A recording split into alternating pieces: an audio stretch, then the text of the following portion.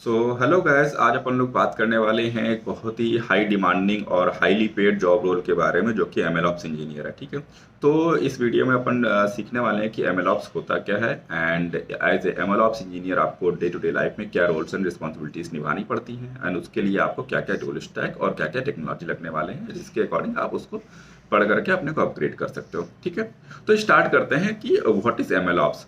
So M L ops is nothing but is a set of practices which helps us to deploy machine learning model in production both efficiently and reliably, and further do certain monitoring, which includes log monitoring and performance monitoring, and then have a continuous training, data drift, all mechanism in place। ठीक है, तो ये तो एक kind of one liner two liner definition हो गई। ठीक है, तो इस पे आएंगे अभी बाद में। ठीक है, कि बेसिकली डिप्लॉय कैसे करते हैं, जो कि मेन रोल है एमएल ऑप्स इंजीनियर का। पहले समझते हैं कि जो बहुत ही फंडामेंटल रिक्वायरमेंट है एमएल ऑप्स इंजीनियर बनने के लिए। फंडामेंटल रिक्वायरमेंट क्या है कि उसको पता होना चाहिए कि मशीन लर्निंग लाइफ साइकिल में होता क्या है। ठीक है, जब एक डेटा साइंटिस्ट मॉडल ट्रेन करता है तो कौन कौन से स्टेप से गुजरता है। ठीक है, तो पहले वो सारे स्टेप्स जान लेते हैं वन बाय वन। ठीक है, एक डेटा साइंटिस्ट के पॉइंट ऑफ व्यू से। ठीक है, फिर अपन लोग बात करेंगे एमएल ऑप्स इंजीनियर के पॉइंट ऑफ व्यू से कि भाई हर एक स्टेप में कौन कौन से टूल लगने वाले हैं एंड उसको प्रोडक्शन तक ले जाने के लिए हमें क्या क्या चीज़ों की, क्या क्या टेक्नोलॉजी की जरूरत होगी। ठीक है, तो चलो बात स्टार्ट करते हैं। तो सबसे पहले एक मशीन लर्निंग लाइफ साइकिल, जब मैंने बोला कि फंडामेंटल रिक्वायरमेंट है, ठीक है, वो उसको समझते हैं। तो यहाँ पर मैंने एक आर्किटेक्चर डायग्राम बना रखा है। ठीक है, this is of course referenced from one of the very important paper released by Google। ठीक है, तो ये वहाँ से मैंने रेफरेंस लिया हुआ है। तो यहाँ पर देखो, लेफ्ट साइड पे आपका डेटा और फीचर स्टोर है। ठीक है, तो सबसे पहले डेटा साइंटिस्ट के पास एक प्रॉब्लम स्टेटमेंट होता है, जिसके करस्पॉन्डिंग वो डेटा की तलाश करता है। ठीक है, डेटा मिलने के बाद उसमें फीचर इंजीनियरिंग करता है और फीचर स्टोर तैयार करता है। Feature store are nothing but कि कौन कौन से फीचर्स है जो यूज होने वाले हैं इंपॉर्टेंटली। ठीक है, तो वो यहाँ पर एक फीचर स्टोर होता है, टूल स्टैक, जहाँ पर वो as a repository, as a data repository ही होता है। ठीक है, वो उस पर स्टोर किया उसने। ठीक है, उसके बाद एज ए डेटा साइंटिस्ट वो ईडीए करेगा, डेटा वैलिडेट करेगा, डेटा प्रिपरेशन करेगा। So these are some set of kind of functions.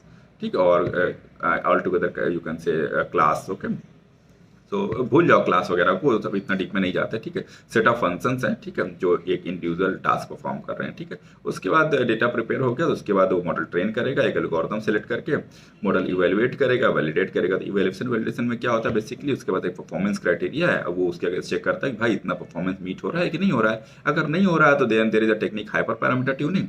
ठीक है, उसको through some set of parameters को चेंज करता है, उनकी वैल्यू डिफरेंट सेट करता है। ठीक है, एंड ये लूप में काम होता है अनटिल उसको एक डिजायर्ड लेवल ऑफ परफॉर्मेंस नहीं मिल जाती। ठीक है, या मल्टीपल टाइम यहाँ पे क्या हो सकता है, वो दूसरी एल्गोरिथम भी सिलेक्ट कर सकता है और बैक आकर के अगर फीचर इंजीनियरिंग में रिवर्क कर सकता है। ठीक है, तो दिस इज इटरेटिव प्रोसेस। ठीक है, बट अल्टीमेटली वंस एक हमारा अच्छा खासा मॉडल, मतलब मॉडल परफॉर्म अच्छा करने लगता है, तो वो डेटा साइंटिस्ट फाइनल कर देता है। ठीक है, अब वो एमएल ऑप्स इंजीनियर से बोलता है कि भाई अब देखो हमारा सोर्स कोड रेडी, हमारा मॉडल रेडी है, अब इसको डिप्लॉय करना है। ठीक है, तो उसके बाद क्या क्या स्टेप्स होते हैं बेसिकली। तो सोर्स कोड आ गया, तो यहाँ पर बात कर लेते हैं कि कौन कौन से डिफरेंट आर्टिफैक्ट्स आए। ठीक है, एक तो सोर्स कोड हो गया। ठीक है, यहाँ पर मॉडल जब ट्रेन हुआ होगा तो एक उसको मॉडल मिला होगा। ठीक है, जो कि बाइनरी फाइल में होता है मोस्ट इंपॉर्टेंटली। ठीक है, उसके पहले एक यहाँ पर फीचर स्टोर होता है, जो फीचर को वर्जन करना होता है। ठीक है, उसके पहले डेटा होता है, जहाँ से आपने फीचर निकाले हैं तो उसकी भी वर्जनिंग करनी होती है। तो importantly data, feature store, code and model, ये चार आर्टिफैक्ट होते हैं। ठीक है, जिसको वर्जन मेंटेन करना होता है as in ML world basically. ठीक है, जो इंपॉर्टेंटली एमएल ऑप्स इंजीनियर करता है। ठीक है, अब यहाँ पर उसको मॉडल मिल गया, सोर्स कोड मिल गया, अब इसको डिप्लॉय करना है। तो डिप्लॉयमेंट में क्या होता है कि यहाँ पर ये जो पूरी पाइपलाइन थी, ये पूरी पाइपलाइन बनी। ठीक है, आपको एमएल ऑप्स इंजीनियर बनाएगा तो अभी बात करने वाले हैं कि इसको कैसे बनाओगे, क्या क्या टूल स्टैक चाहिए होगा। ठीक है, लेकिन पाइपलाइन बनी तो यहाँ पर देखो सब कुछ सारे स्टेप्स एक पाइपलाइन में बना दिए हमने। ठीक है, एंड तो पाइपलाइन बन गई। ठीक है, अब इस पाइपलाइन को डिप्लॉय करना यूजिंग CI/CD। ठीक है, तो CI/CD का यूज करके ये पाइपलाइन डिप्लॉय हो गई। अब ये पाइपलाइन डिप्लॉय तो हो गई, ये मॉडल कहाँ से रीड करेगी, डेटा कहाँ से रीड करेगी, फीचर्स कहाँ से रीड करेगी, तो उसके लिए कहीं ना कहीं रिपोजिटरी होगी ना। सोर्स कोड कहाँ से रीड करेगी, तो सोर्स कोड आप कर दोगे गिट वर्जनिंग से रीड कर लेगी मॉडल, उसके लिए एमएल फ्लो होता है तो वहाँ से एमएल फ्लो से रीड करा लोगे। ठीक है, फीचर स्टोर, इसके लिए भी कई सारे टूल होते हैं, फॉर एग्जाम्पल फीस्ट, तो वहाँ से यूज करा लोगे। ठीक, तो अभी मैंने बहुत सारा नाम ले लिया, बहुत सारे, जैसे एमएल फ्लो ले लिया, फीस्ट ले लिया, गिट ले लिया, CI/CD ले लिया।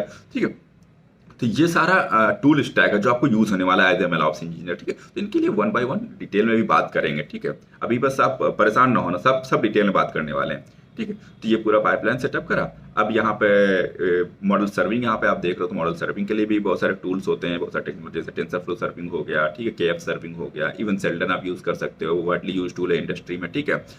फास्ट एपीआई यूज़ कर सकते हो, फ्लास्क यूज़ कर सकते हो, इस बहुत सारे चीज़ें हैं, ठीक है, जो उसके यूज़ कर सकते हो, ठीक है। सीआईसीडी के लिए एनीवे आप गिटलैब सीआईसीडी ये सब यूज़ कर सकते हो, ठीक है। तो ये आपने डिप्लॉय कर दिया, मॉडल ने परफॉर्मेंस देना स्टार्ट कर दिया। अब मॉडल की परफॉर्मेंस आ रही है over the period of time, लेकिन यहाँ पे आपको वैलिडेट करना है, जैसे मैंने बोला कि उसको मॉनिटर करना पड़ेगा टाइम टू टाइम, ठीक है, कि सही परफॉर्मेंस दे रहा है कि नहीं। सॉफ्टवेयर कोड नहीं कि एक बार डिप्लॉय कर दिया वो फीचर एज इट इज काम करता रहेगा, नहीं। यहाँ पे डेटा चेंज होता है over the period of time, तो मॉडल की परफॉर्मेंस रिड्यूस होती है, ठीक है, उसमें चेंजेस आते हैं, तो आपको मॉनिटर करना पड़ता है।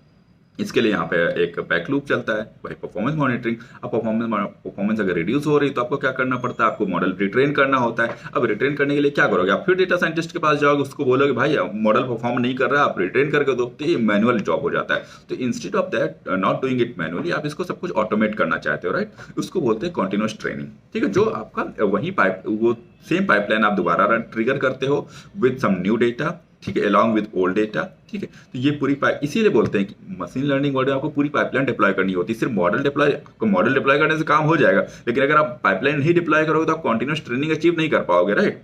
तो कॉन्टिन्यूस ट्रेनिंग जो प्रोडक्शन में रन होती है ऑटोमेटिकली, उसको अचीव करने के लिए आपको ये पूरी पाइपलाइन डिप्लॉय करनी होती है, ठीक है। तो आपने यहाँ पे नया डेटा आया, ठीक है, आपने पैरामीटर सेट किया ऑटोमेटिकली एंड यहाँ पे ये पूरी पाइपलाइन ट्रिगर हुई, ठीक है। तो इससे आप ये भी लूप में जाएगी, यहाँ पे पूरा ऑटोमेशन आपको करना होता है, ठीक है। तो ये सारा कुछ एमएलओप्स इंजीनियर का काम, बहुत ही इंपॉर्टेंट काम है भाई, इसीलिए वो हाईली पेड है। इवन डेटा साइंटिस्ट से भी ज्यादा पेमेंट मिलती है एमएलओप्स इंजीनियर को, ठीक है, अगर आप सही से डिमांड सही से नेगोशिएट कर पाते हैं, ठीक है। तो यहाँ पे ये पूरा ऑटोमेशन चाहिए होता है, ठीक है, पूरा मल्टीपल इटरेशन चले यहाँ पे, और ये मॉडल हमारा नया मॉडल बन के तैयार हुआ, ठीक है। अब नया मॉडल यहाँ पे आता है, ठीक है, तो आपने मॉडल रजिस्ट्री डाला, क्योंकि मॉडल रजिस्ट्री मॉडल का वर्जन मेंटेन करती है। तो with very minimalistic down time आपको ओल्ड मॉडल को नए मॉडल से रिप्लेस करना होता है। ये भी एक एमएलओप्स इंजीनियर को पता होना चाहिए कि ये कैसे करते हैं, ठीक है। यहाँ पे मिनिमलिस्टिक डाउन टाइम से नया मॉडल ओल्ड मॉडल से रिप्लेस, ओल्ड मॉडल नया मॉडल से रिप्लेस हो गया एंड फिर ये चलने लगा। अब फिर ये कुछ समय तक अच्छा परफॉर्म करेगा, हो सकता है कुछ समय बाद अच्छा परफॉर्म ना करे, जिसको आपको दोबारा ये पूरी पाइपलाइन रिट्रेट करनी पड़ती है, ठीक है। तो ये सारा एक kind of high level architecture है, जिसके अराउंड एमएलओप्स इंजीनियर का पूरा काम घूमता है, ठीक है। हर एक स्टेप के लिए कुछ टूल स्टैक है, पाइपलाइन मेंटेनेंस है, तो ये सारा कुछ करना होता है, ठीक है। अब इसको कैसे करते हैं, हर एक स्टेप के लिए कौन कौन सा टूल स्टैक यूज होने वाला है, क्या क्या एग्जैक्ट रोल्स एंड रिस्पॉन्सिबिलिटीज होती है, उसके लिए बात करते हैं, जो ज्यादा इंपॉर्टेंट, ठीक है। अब बात करते हैं, ठीक है, कि जैसे मैंने बताया कि सबसे पहला इंपॉर्टेंट रोल होता है कि मॉडल डिप्लॉयमेंट एंड मैनेजमेंट, ठीक है। तो वो करना, तो उसके लिए आपको क्या क्या चाहिए, ठीक है, टूल्स एंड टेक्नोलॉजी। तो सबसे पहले आपको डॉकर चाहिए होता है, मतलब डॉकर का नॉलेज होना चाहिए, जिसके क्योंकि सब कुछ आप इंपॉर्टेंटली कंटेनराइजेशन के थ्रू करते हो, ठीक है। वो एक बहुत ही इंपॉर्टेंट टेक्निक है, ठीक है, और भी टेक्निक है, लेकिन containerization is a very good one, ठीक है, जिसके लिए आपको डॉकर का नॉलेज होना चाहिए। उसको ऑर्केस्ट्रेट कैसे करोगे यूजिंग कुबरनेटिस, तो आपको कुबरनेटिस का नॉलेज होना चाहिए, ठीक है। तो यहाँ पर आप अगर आप देखोगे ना, तो ये सारी जो डेवऑप्स इंजीनियर करता है, तो वो सारी टेक्निक्स आपको वन बाय वन यूज होने वाली, ठीक है। फिर मॉडल रजिस्ट्रेशन और सर्विंग कैसे करोगे आप, ठीक है, रजिस्ट्रेशन मतलब मॉडल को वर्जन कैसे मेंटेन करोगे, फिर सर्विंग कैसे करोगे रियल टाइम में, ठीक है, उसके लिए टूल्स होते हैं। तो जैसे फॉर एग्जांपल मॉडल रजिस्ट्रेशन के लिए आपका एमएल फ्लो आता है, डीवीसी भी मॉडल रजिस्ट्रेशन करता है, डीवीसी डेटा वर्जनिंग में भी हेल्प करता है, ठीक है। तो डिफरेंट टूल्स है, बट यहाँ पर मैंने जो मोस्ट डिमांडेड टूल है वो मैंने लिख रखे हैं, ठीक है। उसके बाद टेंसरफ्लो सर्विंग आ गया, ऑनलाइन सर्विंग के लिए टेंसरफ्लो सर्विंग यूज कर सकते हो, ठीक है। सेल्डन हो गया, फ्लास्क हो गया, फास्ट एपीआई, ये सारा आप मॉडल सर्विंग के लिए यूज कर सकते हो, ठीक है। सेकंड मोस्ट इंपॉर्टेंट जॉब होता है एमएलओप्स इंजीनियर का ऑटोमेशन एंड सीआईसीडी। अभी अपन आर्किटेक्चर बात कर रहे थे ना कि पूरा कंटिन्यूअस ट्रेनिंग ऑटोमेट करना है, मतलब पूरी पाइपलाइन ऑटोमेट करना है, तो कैसे करोगे, ठीक है। तो उसके लिए ऑटोमेशन एंड सीआईसीडी चाहिए होता है। तो उसके लिए आपको कौन कौन से टूल लगने वाले हैं, ठीक है, उसकी बात कर लेते हैं। अब सीआईसीडी आप कैसे अचीव करते हो, using GitLab CICD, GitLab use कर सकते हो, गिटहब एक्शन यूज कर सकते हो, राइट, या दूसरे टूल से जैसे जेंकिंस आप यूज कर सकते हो। डिपेंड्स ऑन कि कौन सा इंडस्ट्री कौन सा टूल यूज कर रही है, but most importantly GitLab CICD और गिटहब एक्शन ये बहुत ज्यादा यूज होते हैं, ठीक है। जेंकिंस भी यूज होता है, बट जेंकिंस सॉफ्टवेयर वर्ल्ड में ज्यादा यूज होता है, ठीक है।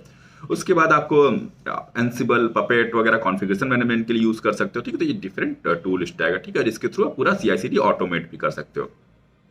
अब नेक्स्ट इंपॉर्टेंट जॉब रोल आया मॉनिटरिंग एंड लॉगिंग, ठीक है। तो मॉनिटरिंग एंड लॉगिंग, अभी अपन ने आर्किटेक्चर बात करी थी कि मॉडल आपने डिप्लॉय कर दिया, लेकिन उसकी परफॉर्मेंस मॉनिटरिंग करनी पड़ेगी, ठीक है। लॉग मॉनिटरिंग करनी पड़ेगी, तो इसके लिए आप कैसे करोगे, तो उसके लिए डिफरेंट टूल स्टैक होता है, ठीक है।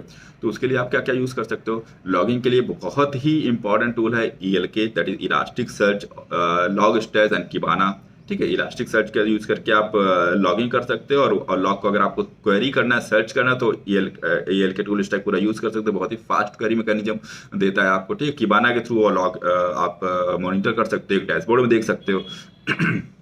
ठीक है।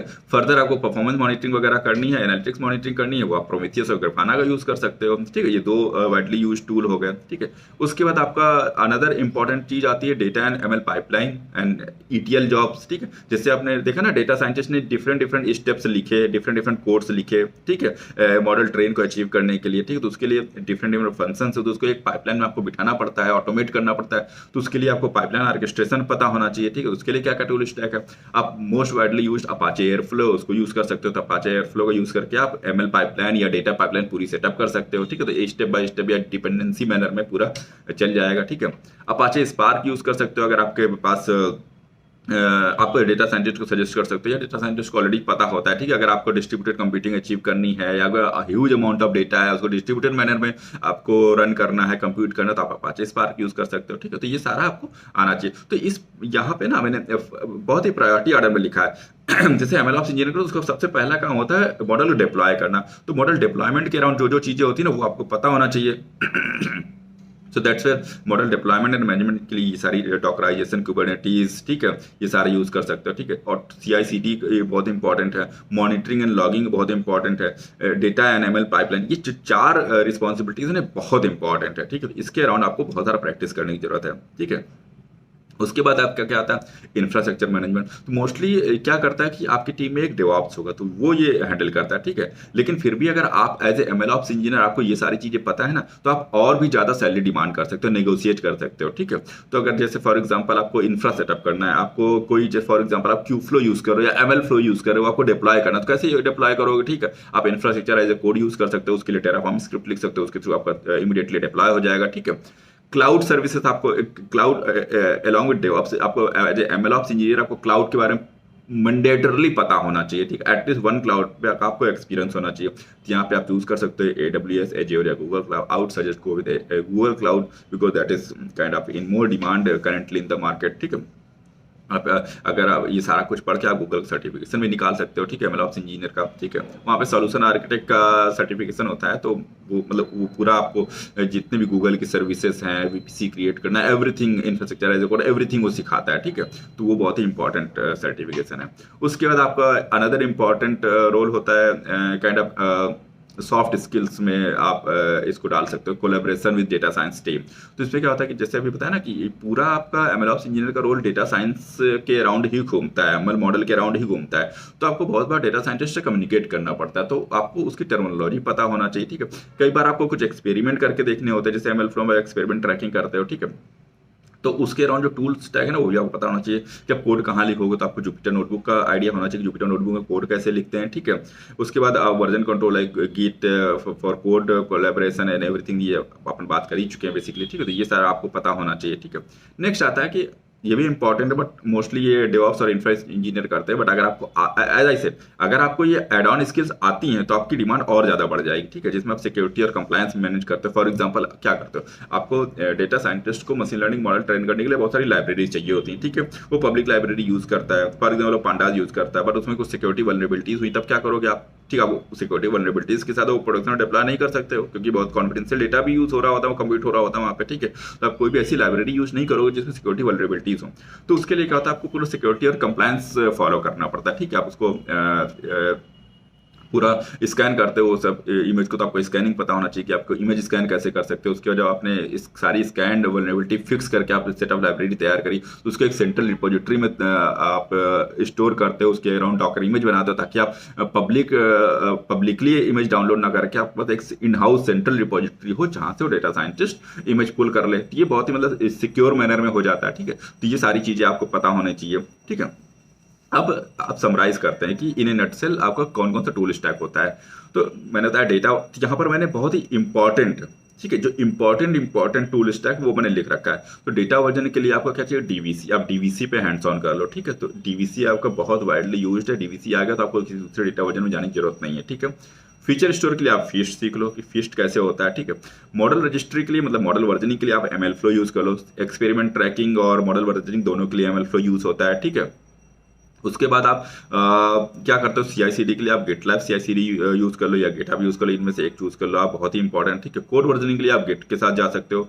मॉडल सर्विंग के लिए टेंसरफ्लो सर्विंग यूज कर सकते हो, सेल्डन यूज कर सकते हो, फास्ट API यूज कर सकते हो, फ्लास्क यूज कर सकते हो, ये सारा चीज है, ठीक है। इंफ्रास्ट्रक्चर एज ए कोड के लिए आप टेराफॉर्म में चले जाओ सीधे सीधे, बहुत इंपॉर्टेंट है, ठीक है।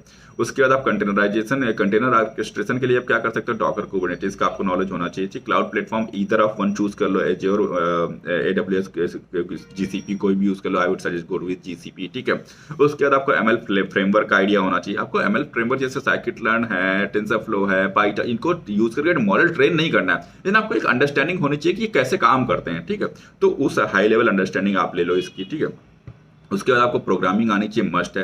पाइथन, जावा, स्काला में कोई एक सीख लो। I would suggest go with Python, any day go with Python, ठीक है।